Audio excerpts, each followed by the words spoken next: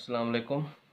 आज जो है वो हम काम करने के मुख्तलिफ अंदाज के जुमले देखेंगे प्रेजेंट इंडेफिनिट टेंस के अंदर। तो पहला जो फार्मूला है, जो पहला जुमला है वो हमारे पास वो ये है, वो मेहनत करता है ताकि वो कामयाब हो सके।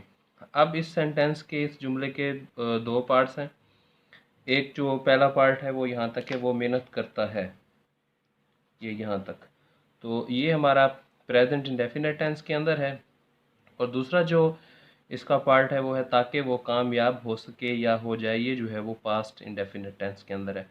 तो इसको बनाने का फार्मूला जो है वो हमारे पास ये है, सो दैट। सो दैट, उसके बाद सब्जेक्ट आएगा, फिर मे, उसके बाद फिर फर्स्ट फॉर्म। अब यहाँ पे गौरतलब बात ये है कि ताकि वो कामयाब हो सके, ये पास्ट इंडेफिनिट टेंस है। तो इसका सेकंड पार्ट जो है वो पास्ट इंडेफिनिट में है। तो यहाँ पे जो हमारे पास मे है, तो उसके लिए पास्ट इंडेफिनिट के लिए यहाँ पे मे इस्तेमाल हो रहा है। मे क्योंकि ये कैन की जो है वो सेकंड फॉर्म जो है वो मे होती है। तो पास्ट इंडेफिनिट टेंस में सेकंड फॉर्म इस्तेमाल होती है यहाँ पे, इसलिए हम कैन इस्तेमाल नहीं करेंगे बल्कि मे इस्तेमाल करेंगे। He works hard so that he may succeed. और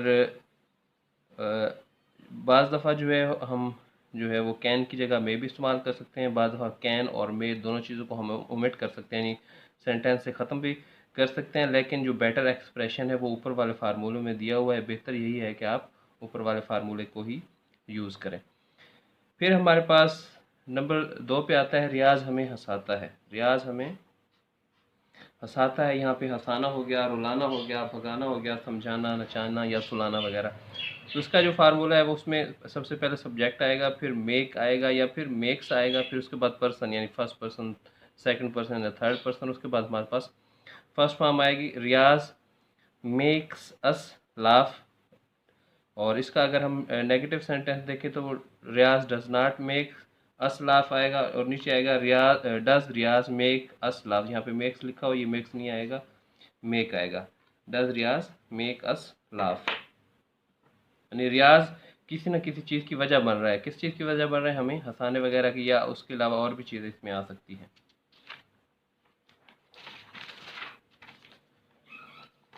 उसके बाद थर्ड जो स्टाइल है या थर्ड जो फंक्शन है वो है, मैं अपने कपड़े धोबी से इस्त्री कराता हूँ। यानी अपना काम जो है वो किसी और से कराना हो, और आपका सेंटेंस जो है वो प्रेजेंट इंडेफिनिट टेंस के अंदर हो, तो उसमें जो है वो कैसे हम उसको इंग्लिश में कन्वर्ट करेंगे। सब्जेक्ट आएगा, फिर उसके बाद गेट या गेट्स आएगा, प्लस थिंग आएगा, यानी कोई भी चीज़ आएगी। उसके बाद प्लस थर्ड फॉर्म, यानी जैसे एक्टिव पैसिव वॉइस में इस्तेमाल होता है, third form plus by plus उसके बाद पर्सन आएगा, फर्स्ट पर्सन, सेकंड या थर्ड पर्सन। सब्जेक्ट इसमें जो है वो आई है, I get my clothes pressed by the washer man. मैं अपने कपड़े जो है वो धोबी से इस्त्री कराता हूँ। ये जो स्टाइल 2 या 3 है, इसको हम काजेटिव सेंटेंसेस भी कहते हैं, क्योंकि हम सबब बन रहे हैं किसी और से काम कराने का। फिर नीचे है, तुम अपना खत मुझसे नहीं लिखवाते हो, you do not get your letter written by me. उसके बाद है, क्या वो कमरे की सफाई नौकर से कराता है, does he get the room cleaned by the servant. ये भी अपना काम जो है वो किसी और से कराना, उस सेंस में है। इसका फार्मूला हम पहले देख चुके हैं। अच्छा, इसको जो है वो एक और तरीके से भी हम इस सेंटेंस को इंग्लिश में कन्वर्ट कर सकते हैं या बना सकते हैं। इसमें दूसरा तरीका कौन है? वहाँ पे हमने गेट या गेट्स लगाया था, और यहाँ पे जो है वो सब्जेक्ट के बाद हम हैज़ या हैव का इस्तेमाल करेंगे। सब्जेक्ट प्लस हैज़ या हैव, फिर कोई भी चीज़ आएगा, उसके बाद थर्ड फॉर्म, फिर बाय और फिर पर्सन। मैं इससे ये काम कराता हूँ, I have this work done by him. अब यहाँ पे हम गेट भी इस्तेमाल कर सकते थे, I get this work done by him. ले, ये उसका जो है वो अल्टरनेटिव है, सब्स्टिट्यूट है, दूसरा तरीका है इस सेंटेंस को सॉल्व करने का। I have this work done by him. और इसके अलावा हमारे पास एक और तरीका भी है, वही है अनदर ऑप्शन। मैं इससे खत लिखवाता हूँ, ये उसकी मिसाल है। पहले सब्जेक्ट आएगा, फिर गेट या गेट, उसके बाद ऑब्जेक्टिव केस आएगा, उसके बाद objective case plus first form, I get him write a letter. लेकिन जब फ़र्द का ज़िक्र ना हो तो ये तरीका लागू नहीं हो सकता। यानी फ़र्द का ज़िक्र अगर हमारे पास नहीं है तो ये तरीका लागू नहीं होगा, यानी बाय बाय भी नहीं आएगा और थर्ड बाय हमारे पास नहीं आएगा और पर्सन भी इस्तेमाल में नहीं आएगा। नीचे उसकी एग्जांपल यहाँ पे दी हुई है, मैं दरवाजे पर रंग करवाता हूँ, आई गेट द डोर पेंटेड। अब पेंटेड बाई हम नहीं आएगा क्योंकि यहाँ पे हमारे पास जो है वो पर्सन का जिक्र नहीं है, फर्द का जिक्र नहीं है। I get the door painted. उसके बाद है, ये सामान स्टेशन पर भिजवा दो, cause this luggage to be sent to the station.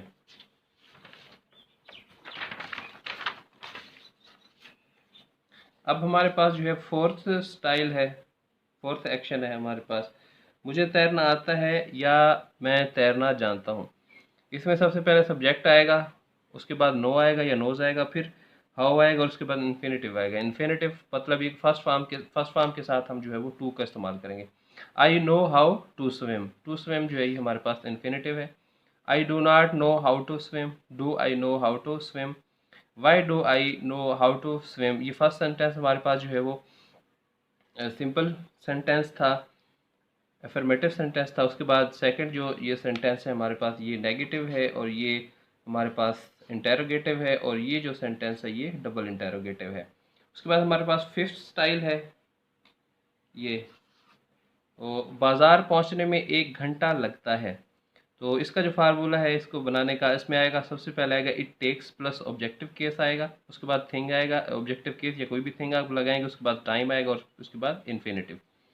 It takes me 1 hour to reach बाज़ार, बाज़ार मुझे बाज़ार पहुंचने में 1 घंटा लगता है। यहाँ पे ये मुझे बाज़ार पहुंचने में 1 घंटा लगता है, इसको अगर आप ऐसे करेंगे कि आई टेक्स 2 आवर्स टू रीच बाज़ार, तो ये आपका सेंटेंस जो है वो गलत हो जाएगा। इसमें सबसे पहले क्या आएगा, यानी टाइम है तो टाइम गुजरता है, हमेशा इंसान नहीं गुजरता बल्कि टाइम पास होता है। तो it takes me 1 hour to reach bazaar, does it not take me to one take me 1 hour to reach bazaar. इसी तरह जो है वो आप, ये नेगेटिव है, इसी का आप जो है वो इंटरोगेटिव सेंटेंस भी बना सकते हैं। उसके बाद एक इसकी एक और एग्जांपल है, यानी टाइम लैप्स की। इस ट्रेन को सफ़र मुकम्मल करने में 2 दिन लगते हैं, it takes the train 2 days to complete the journey. बाज़ औक़ात हम यूँ भी कह सकते हैं, it takes 1 hour to reach bazaar, but this is not a good expression, better expression is the one mentioned in the formula. अच्छा, उसके बाद हमारे पास सिक्स स्टाइल है यहाँ पे।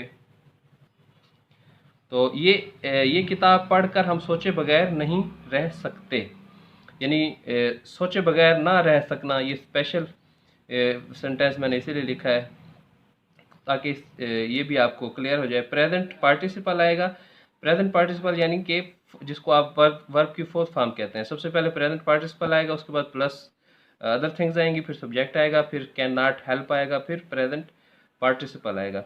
रीडिंग दिस, ये किताब पढ़कर, रीडिंग दिस बुक, हम सोचे बगैर नहीं रह सकते, we can not help thinking, सोचे बगैर रह सकना इसको कहते हैं हेल्प थिंकिंग। हम सोचे बगैर नहीं रह सकते, we can not help thinking. उसके बाद हमारे पास जो सेंटेंस है वो है, reading this book can we not help thinking, ये नेगेटिव में आ जाएगा। उसके बाद हमारे पास सेंटेंस है, ये किताब पढ़कर हम सोचे बगैर रह सकते हैं, reading this book we can help thinking.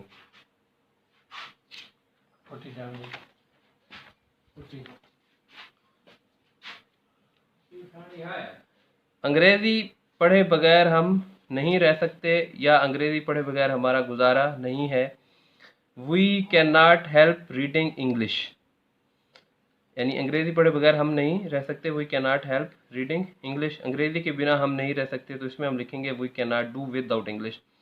अंग्रेजी पढ़े बगैर हम नहीं रह सकते या अंग्रेजी के बिना हम नहीं रह सकते, तो we can not help reading English. तो किसी चीज़ के बगैर ना रह सकना, तो उसको उसके लिए इस्तेमाल होता है डू विदाउट। किसी चीज़ के बगैर या किसी पर्सन के बगैर ना रह सकना, उसके लिए इस्तेमाल करते हैं do without. We can not do without English.